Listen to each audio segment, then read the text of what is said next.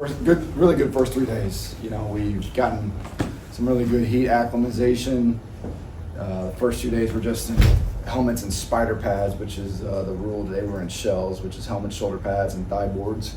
So I was really impressed with today, the physicality on both sides of the ball. There's some great plays on both sides. Got our team run period going, did some 9-on-9.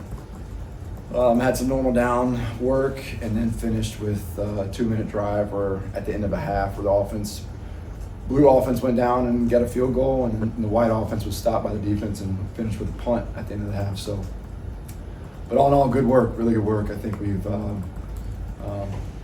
shown the ability to retain information, to take the install from the summer and really grow on that. Today was a heavier install on both sides of the ball, so we were getting some more variety.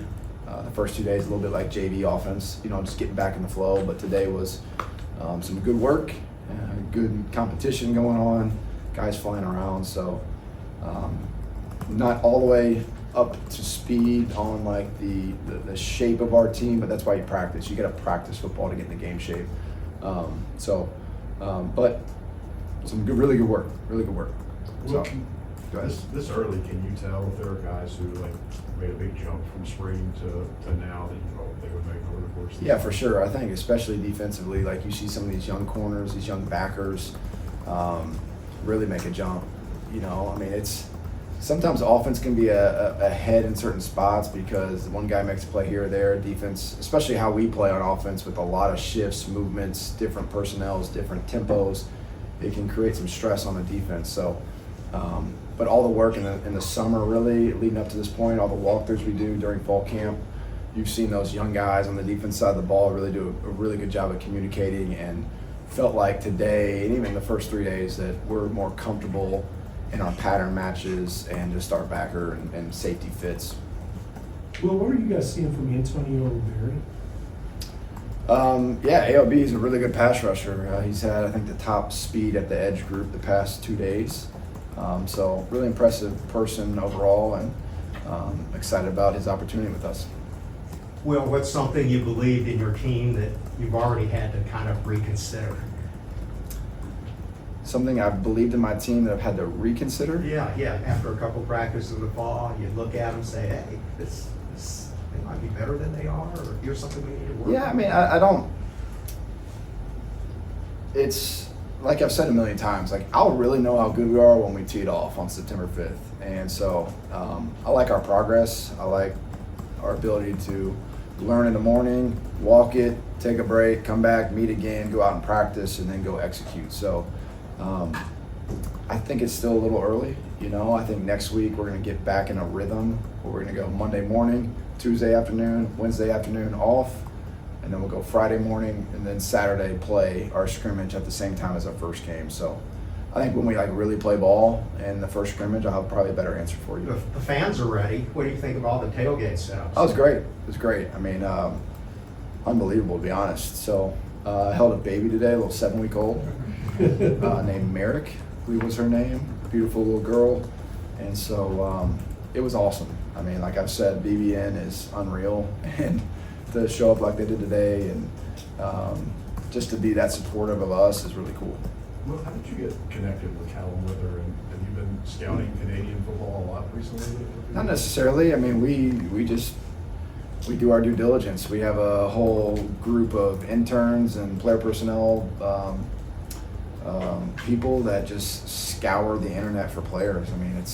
It's pretty impressive how they can find all these people. And so he was brought to our attention, and he became available late, and so we thought he was a great addition. Willie. The operation so far, the first 3 days of practice is probably drinking from a fire hose for some kids. So how smooth, how clean has it been, or clunky? I'd say it's been pretty smooth. It's a lot of our setup was like spring, so I'm able to show film from spring and be like, hey, this is how it goes. We'll walk it in the indoor in the mornings in terms of a new drill before we go out there and do it. The biggest operational challenge was the first day out on the grass, because day one we had to go inside like you guys saw which was not planned. We had to adapt and go in, so it kind of shrunk the field. There's not a lot of transitions between fields. And we went out yesterday, so I just think like the two fields and defense running from one to the other, offense the other, the transitions are a little bit longer. That's where it can kind of get bogged down. But I thought the guys responded really well today. That's what I was most proud of, and it's something that we emphasized and felt that today. Well, a lot of discussion this summer about the running back room and building depth there. One guy we haven't heard too much about is Tabani Mizell. I was Yeah. curious about, is he back at full health and can He be is, part of yeah. that? He's been impressive. You know, he was a highly recruited player. Got injured in high school senior year, but he's been out there and rolling. I mean, like, at some point, you got to go out there and play, you know? And so we've pushed all those kids, and Tabani's had a, strong showing in the first 3 days. Shoot, Jason Patterson today looked the best I've seen him. I was very happy to see him run like that, just like run hard and not pitter patter your feet in the hole, like hit it. Some of the young guys, I mean, the more competition you can get, Martell's looked good today. The more competition, it just brings the best out of people. So that was exciting to see the backs, and credit to, honestly, Colby. Colby's getting those guys going. If I could do a follow-up with Sure. Jason. His body looks a little bit different to me. Has he kind of transformed during the off-season strength? Yeah, he looks great. I mean, he's put on really quality weight, and I think just like anything, the more comfortable you get in a scheme, the better you become. Like, we get a lot of reps, so now it's just like the 1,000 rep rule. He's at about rep probably 700, so another 300 reps over the next 3 weeks, and I think he's gonna be a guy that can go out there and perform for us. Well, we've talked a lot about how the timing of signing day was kind of awkward for you guys to get hired the day before. But among that group you inherited in that class, as you've gotten to know them better, have you identified guys like they can help us early right away or can help us?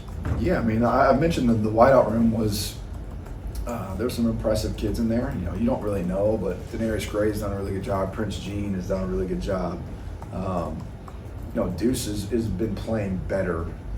He's a little out of control when he first got here and was trying to learn how to catch a football, but now it's like, okay, he's gotten better. So yeah, I mean, I think all those kids, there's been some pleasant surprises. It's always tough when you only sign 10. You want to have O-line, D-line depth, but it is what it is, and those kids have bought in. And what I've been proud of is, like, they're not worried about the past or who might have wanted to sign them. Like, they're here, and they've really been great additions to our team. Speaking of the freshmen, what are you seeing from Ponatoski? The guy just knows how to play quarterback, like, that's what I like about Matt. It's like stuff that you don't have to teach. Yeah, I mean, he's an impressive player for sure. So he's still learning and growing and understanding how to practice at this level. That's what he missed out on the spring, but some guys just kind of got it, and he's not a finished product by any means, but you can see traits of somebody that just has good awareness in the pocket, can throw it on time, and just finds completion. So been pleased with him so far. Again, he's still in a battle. He's still going to grow and get better and keep changing his body. He took off on a run today, and I was like, yeah, that's why they moved you to pitcher, dude. You got to trim up a little bit and get some speed work going. But yeah, he's just a ball player. He's a great kid, great family too. Will, on media day, you gave us a list of players who are going to miss the start of fall camp. Obviously, that can be difficult for any athlete, just mentally getting back into things. But what have you noticed out of those guys in the way they're still sticking with things, making sure they're not missing anything? Yeah. They're not able to be out. Well, we got walkthroughs in the mornings where they're full participation and all that. It's just really the full speed element. But some of the guys are available in Indy as well. Like CJ gets every rep in a walkthrough. He gets a lot of Indy work too. Vontae's still not completely there to be full go in Indy, but he gets walkthrough reps. Nick is getting every walkthrough rep. Sam Integra, all those guys. I mean, Sam Green, like I mentioned earlier, he's out there, he's working, he's practicing. So those guys are pushing to get back. And football is a dangerous game. There's a lot of injuries.